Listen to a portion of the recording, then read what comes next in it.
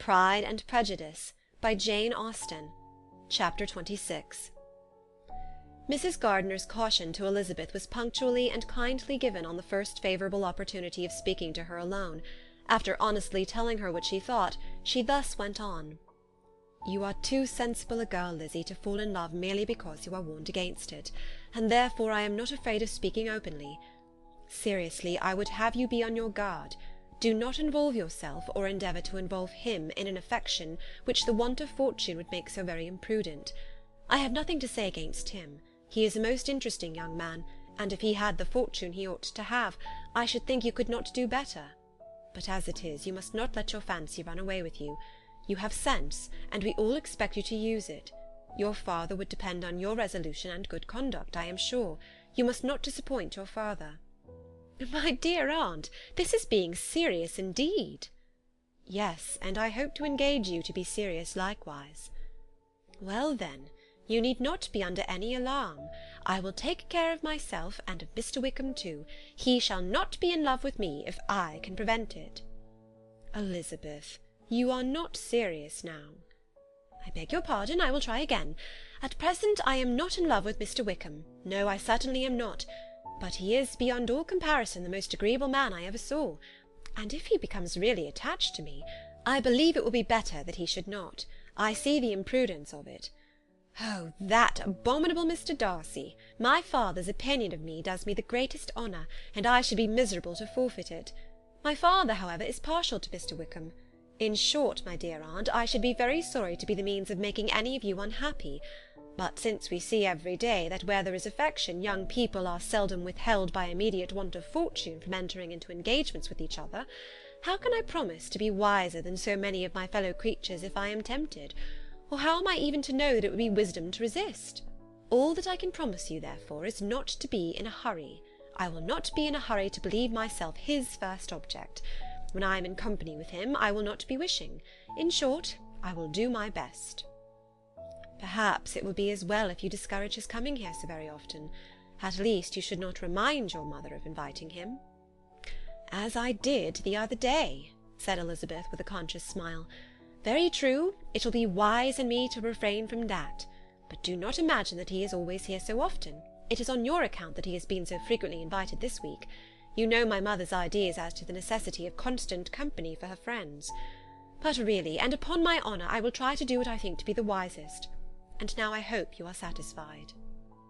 Her aunt assured her that she was, and Elizabeth having thanked her for the kindness of her hints, they parted, a wonderful instance of advice being given on such a point, without being resented. Mr. Collins returned into Hertfordshire soon after it had been quitted by the Gardiners and Jane, but as he took up his abode with the Lucases, his arrival was no great inconvenience to Mrs. Bennet. His marriage was now fast approaching, and she was at length so far resigned as to think it inevitable, and even repeatedly to say, in an ill-natured tone, that she "wished they might be happy." Thursday was to be the wedding day, and on Wednesday Miss Lucas paid her farewell visit, and when she rose to take leave, Elizabeth, ashamed of her mother's ungracious and reluctant good wishes, sincerely affected herself, accompanied her out of the room. As they went downstairs together, Charlotte said, "I shall depend on hearing from you very often, Eliza." "That you certainly shall." "And I have another favour to ask you. Will you come and see me?" "We shall often meet, I hope, in Hertfordshire." "I am not likely to leave Kent for some time. Promise me, therefore, to come to Hunsford." Elizabeth could not refuse, though she foresaw little pleasure in the visit. "My father and Maria are coming to me in March," added Charlotte, "and I hope you will consent to be of the party. Indeed, Eliza, you will be as welcome as either of them." The wedding took place. The bride and bridegroom set off for Kent from the church door, and everybody had as much to say or to hear on the subject as usual. Elizabeth soon heard from her friend, and their correspondence was as regular and frequent as it had ever been. That it should be equally unreserved was impossible. Elizabeth could never address her without feeling that all the comfort of intimacy was over, and though determined not to slacken as a correspondent, it was for the sake of what had been, rather than what was. Charlotte's first letters were received with a good deal of eagerness. There could not but be curiosity to know how she would speak of her new home, how she would like Lady Catherine, and how happy she would dare pronounce herself to be, though, when the letters were read, Elizabeth felt that Charlotte expressed herself on every point exactly as she might have foreseen. She wrote cheerfully, seemed surrounded with comforts, and mentioned nothing which she could not praise. The house, furniture, and neighbourhood, and roads were all to her taste, and Lady Catherine's behaviour was most friendly and obliging. It was Mr. Collins's picture of Hunsford and Rosings rationally softened, and Elizabeth perceived that she must wait for her own visit there to know the rest. Jane had already written a few lines to her sister to announce their safe arrival in London, and when she wrote again, Elizabeth hoped it would be in her power to say something of the Bingleys. Her impatience for this second letter was as well rewarded as impatience generally is. Jane had been a week in town without either seeing or hearing from Caroline. She accounted for it, however, by supposing that her last letter to her friend from Longbourn had by some accident been lost. "My aunt," she continued, "is going to-morrow into that part of the town, and I shall take the opportunity of calling in Grosvenor Street." She wrote again when the visit was paid, and she had seen Miss Bingley.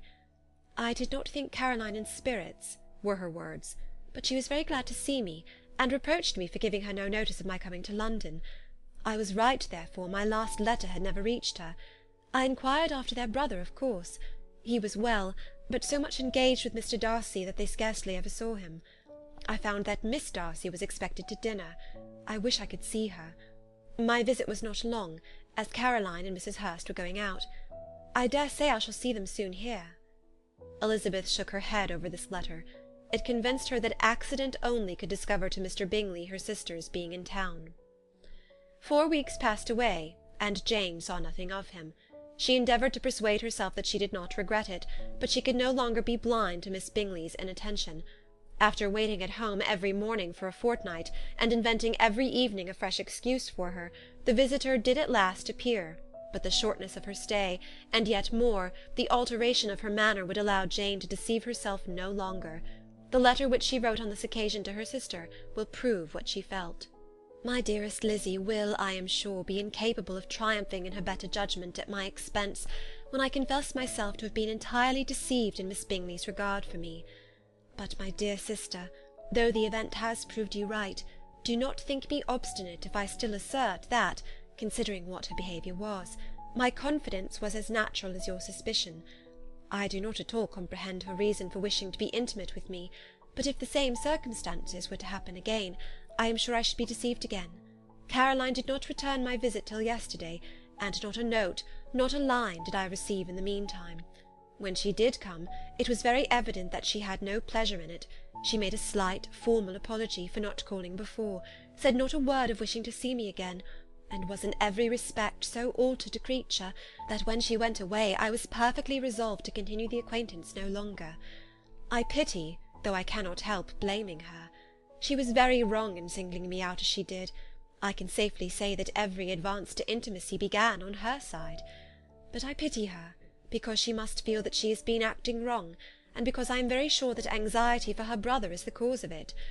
I need not explain myself further, and though we know this anxiety to be quite needless, yet if she feels it, it will easily account for her behaviour to me, and so deservedly dear as he is to his sister, whatever anxiety she must feel in his behalf is natural and amiable. I cannot but wonder, however, at her having any such fears now, because if he had at all cared about me, we must have met long ago. He knows of my being in town, I am certain, from something she said herself, and yet it would seem, by her manner of talking, as if she wanted to persuade herself that he is really partial to Miss Darcy. I cannot understand it. If I were not afraid of judging harshly, I should be almost tempted to say that there is a strong appearance of duplicity in all this. But I will endeavour to banish every painful thought, and think only of what will make me happy, your affection, and the invariable kindness of my dear aunt and uncle. Let me hear from you very soon. Miss Bingley said something of his never returning to Netherfield again, of giving up the house, but not with any certainty. We had better not mention it. I am extremely glad that you have such pleasant accounts from our friends at Hunsford. Pray go to see them with Sir William and Maria. I am sure you'll be very comfortable there. Yours, etc. This letter gave Elizabeth some pain, but her spirits returned as she considered that Jane would be no longer duped by the sister at least. All expectation from the brother was now absolutely over. She would not even wish for a renewal of his attentions. His character sunk on every review of it, and as a punishment for him, as well as a possible advantage to Jane, she seriously hoped that he might really soon marry Mr. Darcy's sister, as, by Wickham's account, she would make him abundantly regret what he had thrown away. Mrs. Gardiner about this time reminded Elizabeth of her promise concerning that gentleman, and required information, and Elizabeth had such to send as might rather give contentment to her aunt than to herself. His apparent partiality had subsided, his attentions were over, he was the admirer of some one else. Elizabeth was watchful enough to see it all, but she could see it and write of it without material pain. Her heart had been but slightly touched, and her vanity was satisfied with believing that she would have been his only choice, had fortune permitted it. The sudden acquisition of £10,000 was the most remarkable charm of the young lady to whom he was now rendering himself agreeable, but Elizabeth, less clear-sighted perhaps in this case than in Charlotte's, did not quarrel with him for his wish of independence. Nothing, on the contrary, could be more natural, and while able to suppose that it cost him a few struggles to relinquish her, she was ready to allow it a wise and desirable measure for both, and could very sincerely wish him happy. All this was acknowledged to Mrs. Gardiner, and after relating the circumstances, she thus went on. "I am now convinced, my dear aunt, that I have never been much in love, for had I really experienced that pure and elevating passion, I should at present detest his very name, and wish him all manner of evil. But my feelings are not only cordial towards him, they are even impartial towards Miss King. I cannot find out that I hate her at all, or that I am in the least unwilling to think her a very good sort of girl. There can be no love in all this. My watchfulness has been effectual, and though I certainly should be a more interesting object to all my acquaintances were I distractedly in love with him, I cannot say that I regret my comparative insignificance. Importance may sometimes be purchased too dearly. Kitty and Lydia take his defection much more to heart than I do. They are young in the ways of the world, and not yet open to the mortifying conviction that handsome young men must have something to live on as well as the plain." End of chapter 26.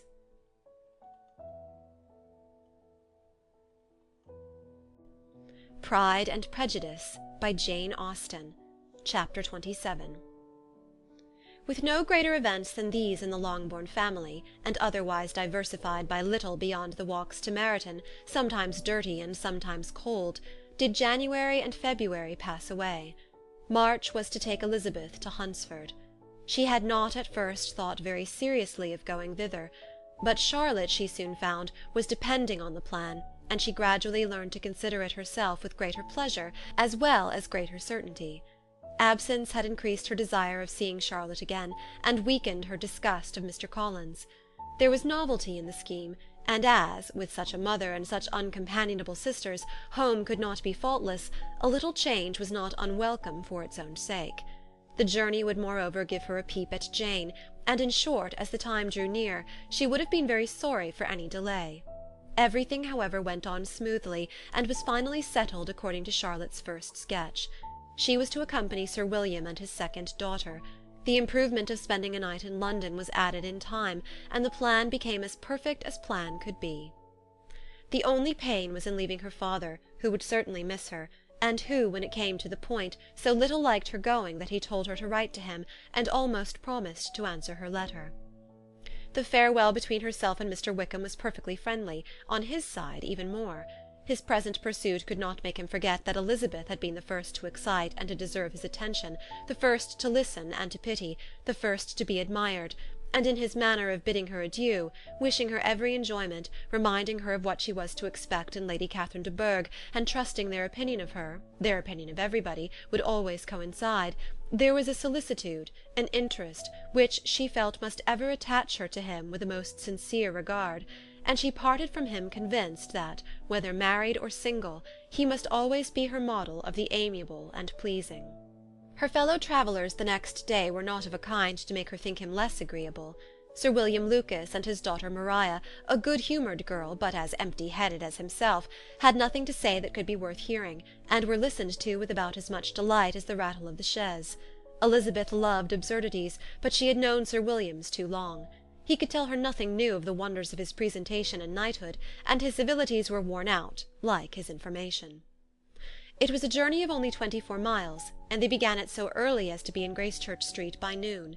As they drove to Mr. Gardiner's door, Jane was at a drawing-room window watching their arrival. When they entered the passage she was there to welcome them, and Elizabeth, looking earnestly in her face, was pleased to see it healthful and lovely as ever.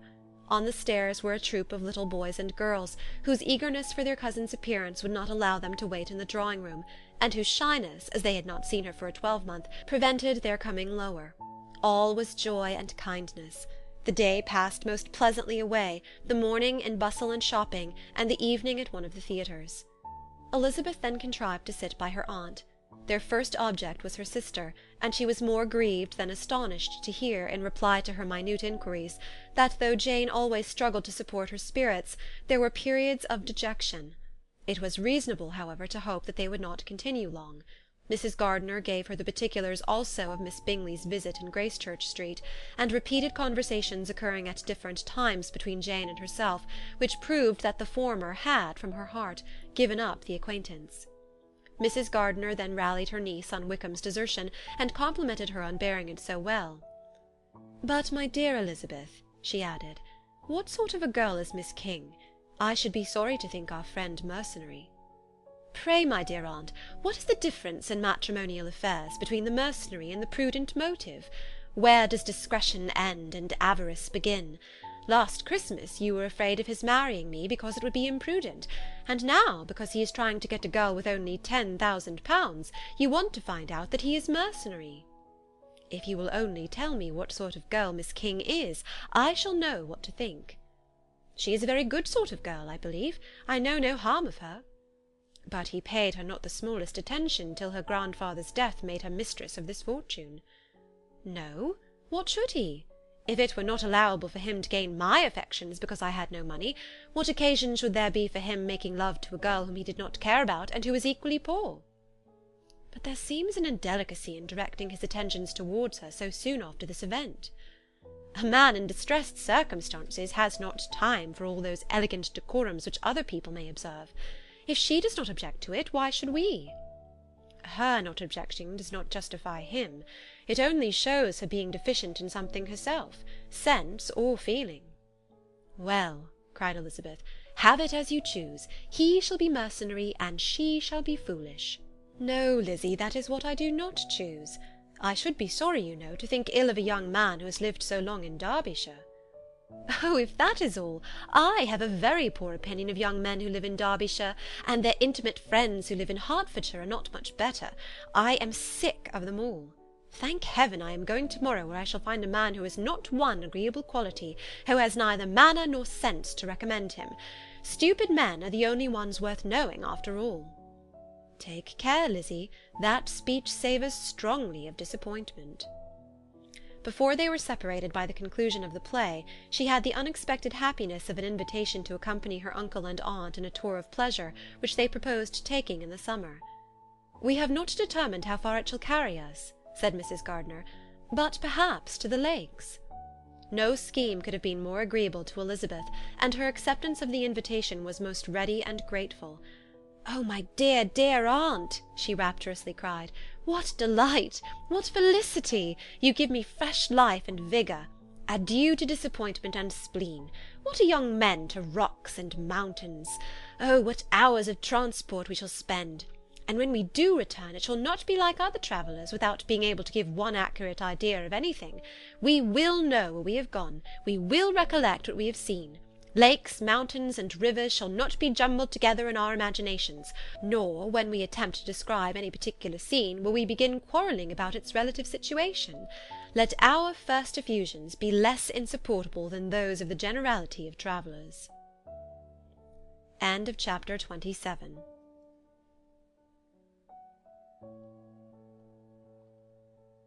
Pride and Prejudice, by Jane Austen. Chapter 28.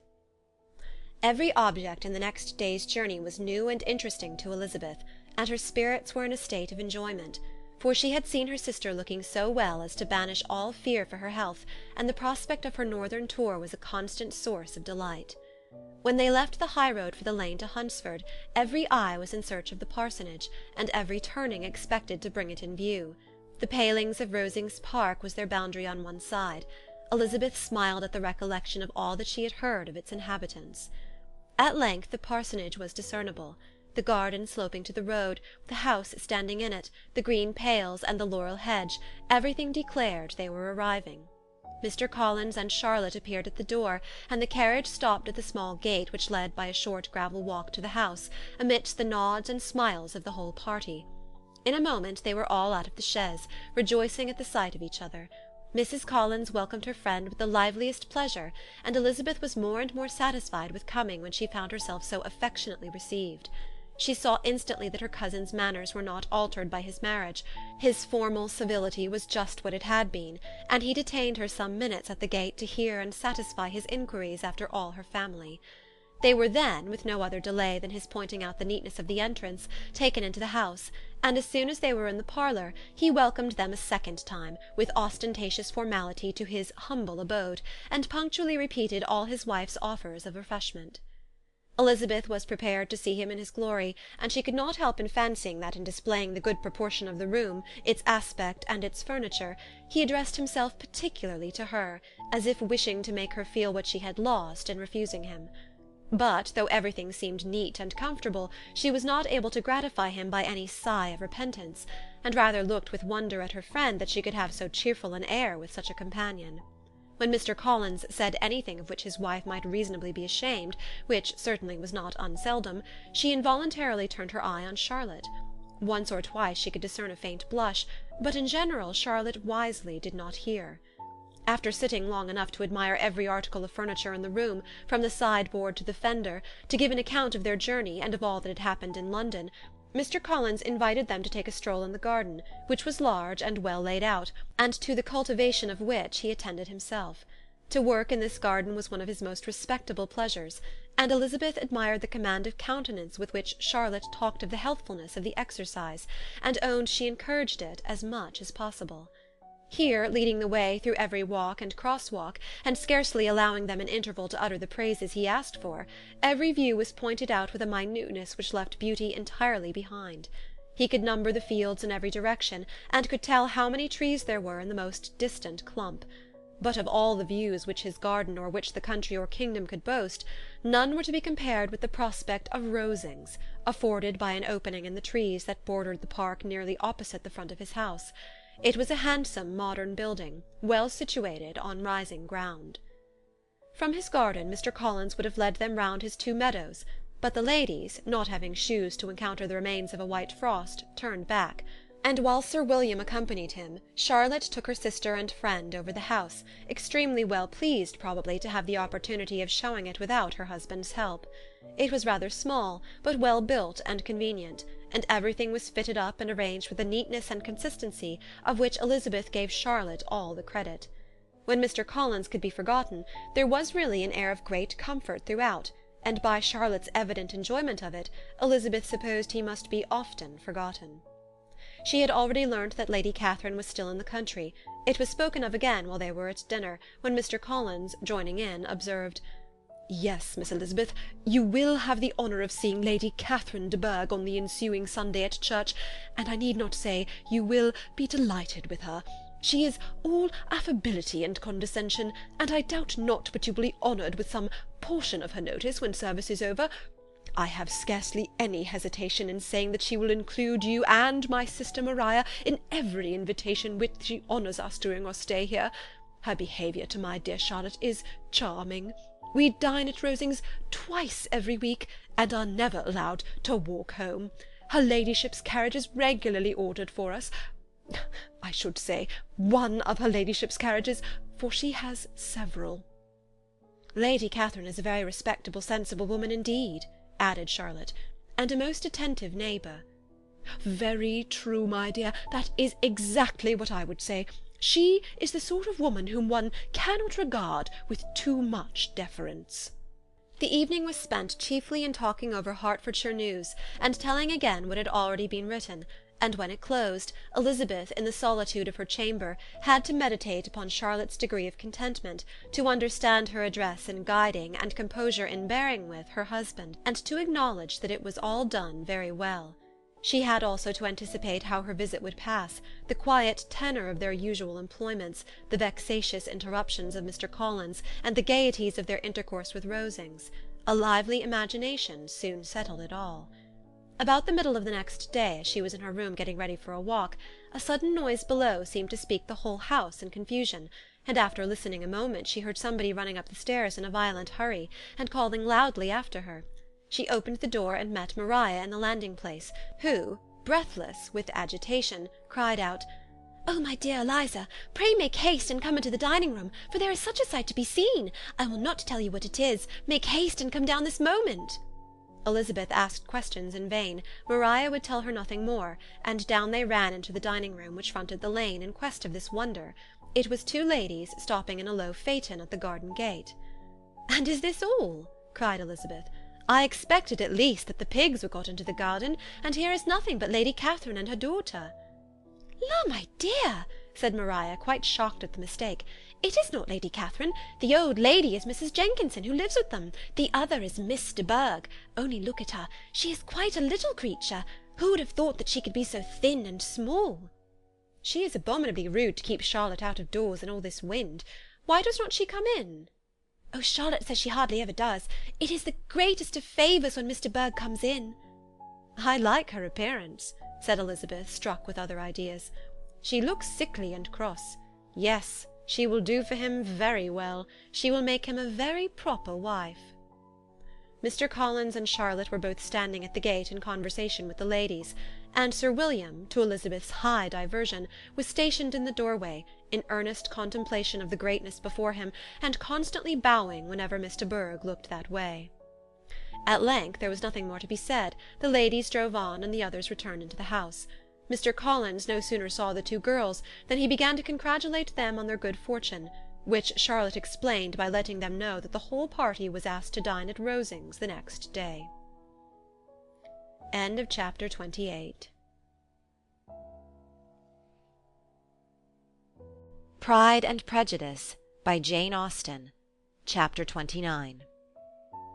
Mr. Collins's triumph, in consequence of this invitation, was complete. The power of displaying the grandeur of his patroness to his wondering visitors, and of letting them see her civility towards himself and his wife, was exactly what he had wished for, and that an opportunity of doing it should be given so soon was such an instance of Lady Catherine's condescension as he knew not how to admire enough. "I confess," said he, "that I should not have been at all surprised by her ladyship's asking us on Sunday to drink tea and spend the evening at Rosings. I rather expected, from my knowledge of her affability, that it would happen. But who could have foreseen such an attention as this? Who could have imagined that we should receive an invitation to dine there? An invitation, moreover, including the whole party, so immediately after your arrival?" "I am the less surprised at what has happened," replied Sir William, "from that knowledge of what the manners of the great really are, which my situation in life has allowed me to acquire. About the court, such instances of elegant breeding are not uncommon." Scarcely anything was talked of the whole day or next morning but their visit to Rosings. Mr. Collins was carefully instructing them in what they were to expect, that the sight of such rooms, so many servants, and so splendid a dinner, might not wholly overpower them. When the ladies were separating for the toilette, he said to Elizabeth, "Do not make yourself uneasy, my dear cousin, about your apparel. Lady Catherine is far from requiring that elegance of dress in us which becomes herself and her daughter. I would advise you merely to put on whatever of your clothes is superior to the rest. There is no occasion for anything more. Lady Catherine will not think the worse of you for being simply dressed. She likes to have the distinction of rank preserved." While they were dressing, he came 2 or 3 times to their different doors, to recommend their being quick, as Lady Catherine very much objected to be kept waiting for her dinner. Such formidable accounts of her ladyship, and her manner of living, quite frightened Maria Lucas, who had been little used to company, and she looked forward to her introduction at Rosings with as much apprehension as her father had done to his presentation at St. James's. As the weather was fine, they had a pleasant walk of about half a mile across the park. Every park has its beauty and its prospects, and Elizabeth saw much to be pleased with, though she could not be in such raptures as Mr. Collins expected the scene to inspire, and was but slightly affected by his enumeration of the windows in front of the house, and his relation of what the glazing altogether had originally cost Sir Lewis de Bourgh. When they ascended the steps to the hall, Maria's alarm was every moment increasing, and even Sir William did not look perfectly calm. Elizabeth's courage did not fail her. She had heard nothing of Lady Catherine that spoke her awful from any extraordinary talents or miraculous virtue, and the mere stateliness of money or rank she thought she could witness without trepidation. From the entrance hall, of which Mr. Collins pointed out, with a rapturous air, the fine proportion and the finished ornaments, they followed the servants through an antechamber to the room where Lady Catherine, her daughter, and Mrs. Jenkinson were sitting. Her ladyship, with great condescension, arose to receive them, and as Mrs. Collins had settled it with her husband that the office of introduction should be hers, it was performed in a proper manner, without any of those apologies and thanks which he would have thought necessary. In spite of having been at St. James's, Sir William was so completely awed by the grandeur surrounding him that he had but just courage enough to make a very low bow and take his seat without saying a word, and his daughter, frightened almost out of her senses, sat on the edge of her chair, not knowing which way to look. Elizabeth found herself quite equal to the scene, and could observe the three ladies before her composedly. Lady Catherine was a tall, large woman, with strongly marked features, which might once have been handsome. Her air was not conciliating, nor was her manner of receiving them such as to make her visitors forget their inferior rank. She was not rendered formidable by silence, but whatever she said was spoken in so authoritative a tone as marked her self-importance, and brought Mr. Wickham immediately to Elizabeth's mind, and from the observation of the day altogether she believed Lady Catherine to be exactly what he represented. When, after examining the mother, in whose countenance and deportment she soon found some resemblance of Mr. Darcy, she turned her eyes on the daughter, she could almost have joined in Maria's astonishment at her being so thin and so small. There was neither in figure nor face any likeness between the ladies. Miss de Bourgh was pale and sickly, her features, though not plain, were insignificant, and she spoke very little, except in a low voice to Mrs. Jenkinson, in whose appearance there was nothing remarkable, and who was entirely engaged in listening to what she said, and placing a screen in the proper direction before her eyes.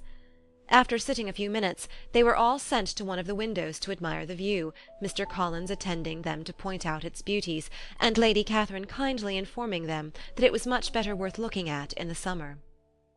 The dinner was exceedingly handsome, and there were all the servants and all the articles of plate which Mr. Collins had promised, and, as he had likewise foretold, he took his seat at the bottom of the table by her ladyship's desire, and looked as if he felt that life could furnish nothing greater. He carved and ate, and praised with delighted alacrity, and every dish was commended, first by him and then by Sir William, who was now enough recovered to echo whatever his son-in-law said, in a manner which Elizabeth wondered Lady Catherine could bear. But Lady Catherine seemed gratified by their excessive admiration, and gave most gracious smiles, especially when any dish on the table proved a novelty to them. The party did not supply much conversation. Elizabeth was ready to speak whenever there was an opening, but she was seated between Charlotte and Miss de Bourgh, the former of whom was engaged in listening to Lady Catherine, and the latter said not a word to her all dinner-time. Mrs. Jenkinson was chiefly employed in watching how little Miss de Bourgh ate, pressing her to try some other dish, and fearing she was indisposed. Maria thought speaking out of the question, and the gentlemen did nothing but eat and admire. When the ladies returned to the drawing-room, there was little to be done but to hear Lady Catherine talk, which she did without any intermission till coffee came in, delivering her opinion on every subject in so decisive a manner as proved that she was not used to have her judgment controverted. She inquired into Charlotte's domestic concerns familiarly and minutely, gave her a great deal of advice as to the management of them all, told her how everything ought to be regulated in so small a family as hers, and instructed her as to the care of her cows and her poultry. Elizabeth found that nothing was beneath this great lady's attention which could furnish her with an occasion of dictating to others. In the intervals of her discourse with Mrs. Collins, she addressed a variety of questions to Maria and Elizabeth, but especially to the latter, of whose connections she knew the least, and who she observed to Mrs. Collins was a very genteel, pretty kind of girl. She asked her at different times how many sisters she had, whether they were older or younger than herself, whether any of them were likely to be married, whether they were handsome, whether they had been educated, what carriage her father kept, and what had been her mother's maiden name. Elizabeth felt all the impertinence of her questions, but answered them very composedly. Lady Catherine then observed, Your father's estate is entailed on Mr. Collins, I think. For your sake," turning to Charlotte, "I am glad of it, but otherwise I see no occasion for entailing estates from the female line. It was not thought necessary in Sir Lewis de Bourgh's family. Do you play and sing, Miss Bennet?" "A little." "No, then some time or other we shall be happy to hear you. Our instrument is a capital one, probably superior to— you shall try it some day. Do your sisters play and sing?" "One of them does." "Why did not you all learn? You ought all to have learned. The Miss Webbs all play, and their father has not so good an income as yours. Do you draw?" "No, not at all." "What, none of you?" "Not one." "That is very strange. But I suppose you had no opportunity. Your mother should have taken you to town every spring for the benefit of masters." "My mother would have had no objection, but my father hates London." "Has your governess left you?" "We never had any governess." "No governess? How was that possible? 5 daughters brought up at home without a governess? I never heard of such a thing. Your mother must have been quite a slave to your education." Elizabeth could hardly help smiling as she assured her that that had not been the case. "Then who taught you? Who attended to you? Without a governess you must have been neglected." "Compared with some families, I believe we were, but such of us as wished to learn never wanted the means. We were always encouraged to read, and had all the masters that were necessary. Those who chose to be idle certainly might." "Ay, no doubt, but that is what a governess will prevent, and if I had known your mother, I should have advised her most strenuously to engage one. I always say that nothing is to be done in education without steady and regular instruction, and nobody but a governess can give it. It is wonderful how many families I have been the means of supplying in that way. I am always glad to get a young person well placed out.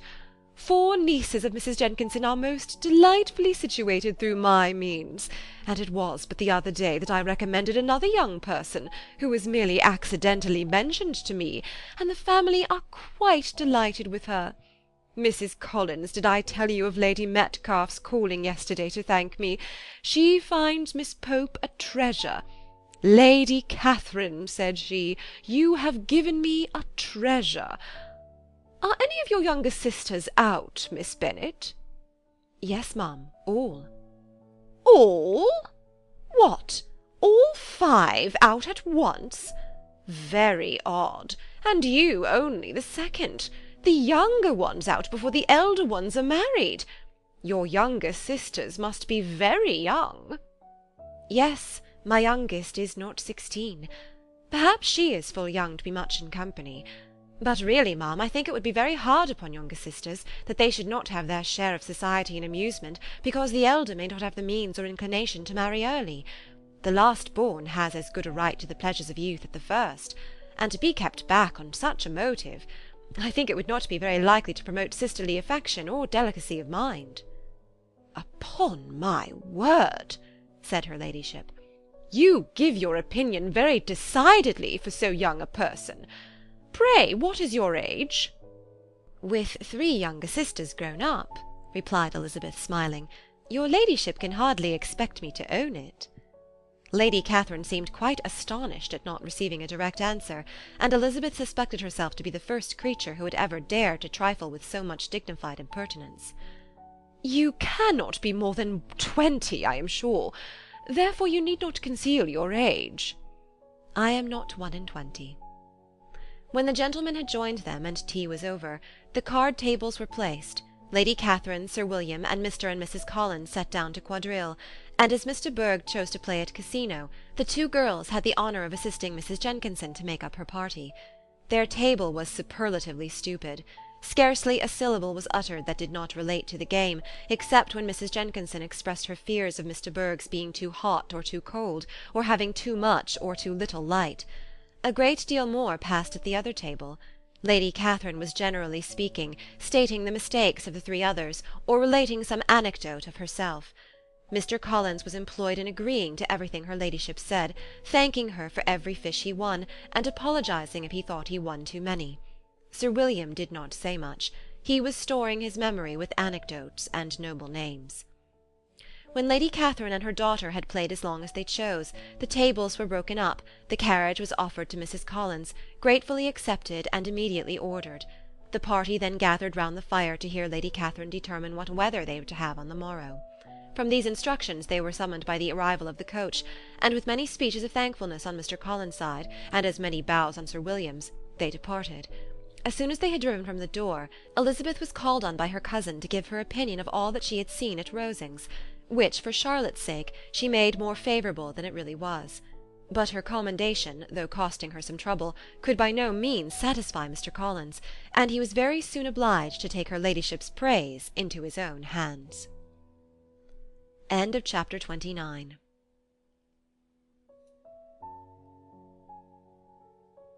Pride and Prejudice by Jane Austen. Chapter 30. Sir William stayed only a week at Hunsford, but his visit was long enough to convince him of his daughter's being most comfortably settled, and of her possessing such a husband and such a neighbour as were not often met with. While Sir William was with them, Mr. Collins devoted his morning to driving him out in his gig and showing him the country, but when he went away, the whole family returned to their usual employments, and Elizabeth was thankful to find that they did not see more of her cousin by the alteration, for the chief of the time between breakfast and dinner was now passed by him either at work in the garden, or in reading and writing, and looking out of the window in his own book-room, which fronted the road. The room in which the ladies sat was backwards. Elizabeth had at first rather wondered that Charlotte should not prefer the dining-parlour for common use.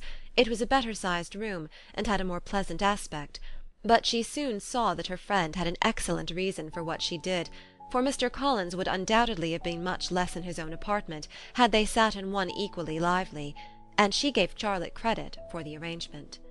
From the drawing-room they could distinguish nothing in the lane, and were indebted to Mr. Collins for the knowledge of what carriages went along, and how often especially Miss de Bourgh drove by in her phaeton, which he never failed coming to inform them of, though it happened almost every day. She not unfrequently stopped at the parsonage, and had a few minutes' conversation with Charlotte, but was scarcely ever prevailed upon to get out. Very few days passed in which Mr. Collins did not walk to Rosings, and not many in which his wife did not think it necessary to go likewise, and till Elizabeth recollected that there might be other family livings to be disposed of, she could not understand the sacrifice of so many hours. Now and then they were honoured with a call from her ladyship, and nothing escaped her observation that was passing in the room during these visits. She examined into their employments, looked at their work, and advised them to do it differently, found fault with the arrangement of the furniture, or detected the housemaid in negligence, and if she accepted any refreshment, seemed to do it only for the sake of finding out that Mrs. Collins's joints of meat were too large for her family. Elizabeth soon perceived that though this great lady was not in commission of the peace of the county, she was a most active magistrate in her own parish, the minutest concerns of which were carried to her by Mr. Collins, and whenever any of the cottagers were disposed to be quarrelsome, discontented, or too poor, she sallied forth into the village to settle their differences, silence their complaints, and scold them into harmony and plenty. The entertainment of dining at Rosings was repeated about twice a week, and allowing for the loss of Sir William, and there being only one card-table in the evening, every such entertainment was the counterpart of the first. Their other engagements were few, as the style of living in the neighbourhood in general was beyond Mr. Collins's reach. This, however, was no evil to Elizabeth, and upon the whole she spent her time comfortably enough. There were half-hours of pleasant conversation with Charlotte, and the weather was so fine for the time of year that she had often great enjoyment out of doors. Her favourite walk, and where she frequently went while the others were calling on Lady Catherine, was along the open grove which edged that side of the park where there was a nice sheltered path, which no one seemed to value but herself, and where she felt beyond the reach of Lady Catherine's curiosity. In this quiet way the first fortnight of her visit soon passed away. Easter was approaching, and the week preceding it was to bring an addition to the family at Rosings, which in so small a circle must be important. Elizabeth had heard soon after her arrival that Mr. Darcy was expected there in the course of a few weeks, and though there were not many of her acquaintances whom she did not prefer, his coming would furnish one comparatively new to look at in their Rosings parties, and she might be amused in seeing how hopeless Miss Bingley's designs on him were by his behaviour to his cousin, for whom he was evidently destined by Lady Catherine, who talked of his coming with the greatest satisfaction, spoke of him in terms of the highest admiration, and seemed almost angry to find that he had already been frequently seen by Miss Lucas and herself. His arrival was soon known at the parsonage, for Mr. Collins was walking the whole morning within view of the lodges opening into Hunsford Lane, in order to have the earliest assurance of it, and after making his bow as the carriage turned into the park, hurried home with the great intelligence. On the following morning he hastened to Rosings to pay his respects. There were 2 nephews of Lady Catherine to require them, for Mr. Darcy had brought with him a Colonel Fitzwilliam, the younger son of his uncle, Lord Blank, and to the great surprise of all the party, when Mr. Collins returned, the gentlemen accompanied him. Charlotte had seen them from her husband's room, crossing the road, and immediately running into the other, told the girls what an honour they might expect, adding, "I may thank you, Eliza, for this piece of civility. Mr. Darcy would never have come so soon to wait upon me." Elizabeth had scarcely time to disclaim all right to the compliment before their approach was announced by the door-bell, and shortly afterwards the 3 gentlemen entered the room. Colonel Fitzwilliam, who led the way, was about 30, not handsome, but in person and address most truly the gentleman. Mr. Darcy looked just as he had been used to look in Hertfordshire, paid his compliments, with his usual reserve, to Mrs. Collins, and whatever might be his feelings toward her friend, met her with every appearance of composure. Elizabeth merely curtsied to him, without saying a word. Colonel Fitzwilliam entered into conversation directly with the readiness and ease of a well-bred man, and talked very pleasantly, but his cousin, after having addressed a slight observation on the house and garden to Mrs. Collins, sat for some time without speaking to anybody. At length, however, his civility was so far awakened as to inquire of Elizabeth after the health of her family. She answered him in the usual way, and after a moment's pause added, "My eldest sister has been in town these 3 months. Have you never happened to see her there?"